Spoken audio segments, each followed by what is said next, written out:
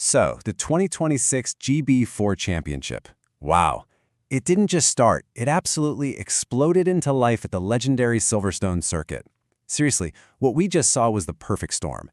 It was this incredible mix of two totally different things. On one hand, you had the clinical, perfect driving from the winners, and on the other, just absolute, unpredictable chaos for pretty much everyone else. And hey, don't just take my word for it. Listen to one of the drivers, Dayton Coulthard. He said it himself. It was always going to be chaos. And you know what? He was right.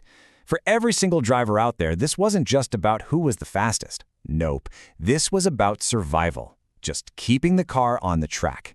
And that idea, right there, sets the scene for everything we're about to break down.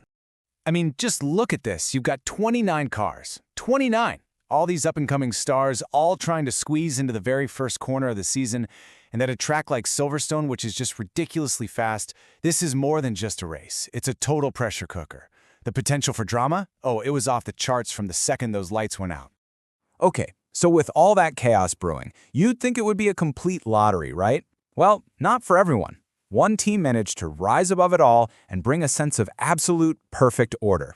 Let's talk about Elite Motorsport's perfect start, because this was nothing short of a masterclass. A 1-2? I mean, come on, that's the dream result for any team on any day. But to do it in a field this big, with this much chaos going on, for Elite Motorsport to just lock out the top two spots, that wasn't just dominant, it was frankly extraordinary. And leading that charge, the star of the show was rookie Fred Green. And let me tell you, this wasn't just a win, this was a demolition job. First, he grabs pole position. That's half the battle right there. Then, he turns that into a lights-to-flag victory, controlling everything. But here's the kicker. A safety car comes out mid-race, completely wipes out his lead. Did he panic? Nope, not one bit. He nailed the restart and just drove off into the distance again. Just a masterful, masterful drive. Now you might be thinking, okay, Elite had it all locked down, so was the race a bit dull? No way, not for a second. While they were sailing off into the sunset, the battle for that last spot on the podium was absolutely frantic.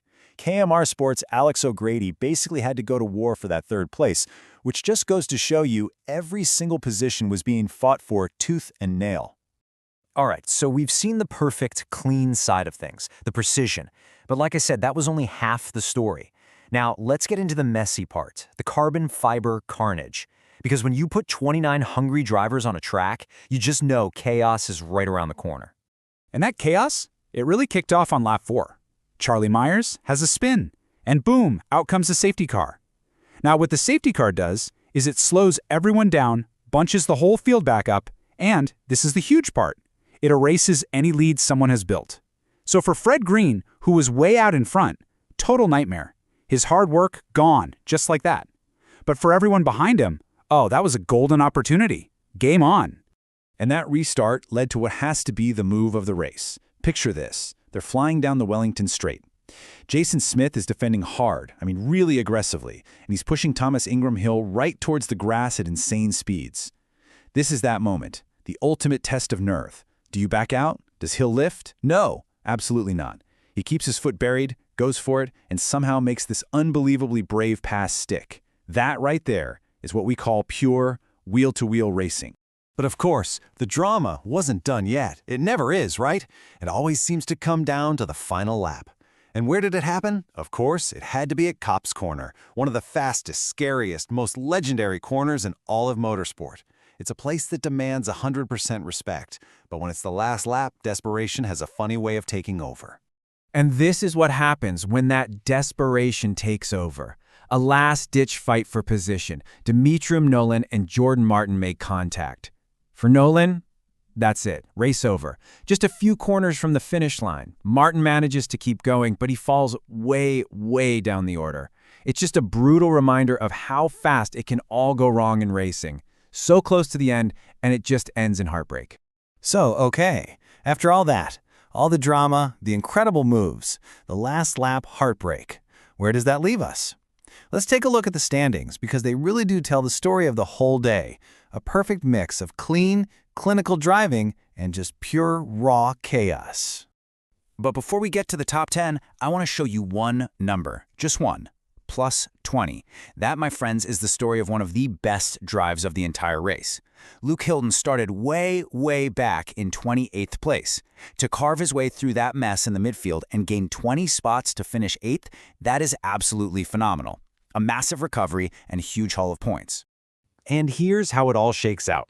This table really does tell you everything you need to know. Right at the top, you've got that perfect order from Elite Motorsport, right? Green and his teammate Emilio Valentino Del Grosso sitting pretty in first and second. But then as you look down, you see the results of all that chaos. You've got Alex O'Grady, rewarded for that tough fight to get on the podium, and there he is, Luke Hilton, in 8th place. His name is officially on the map after that insane charge through the field. So that's a wrap on Silverstone. The teams are packing up and they're heading to Alton Park for the next round. But after seeing just how dominant Elite Motorsport was, you can't help but wonder. There's one really big question hanging over the season now.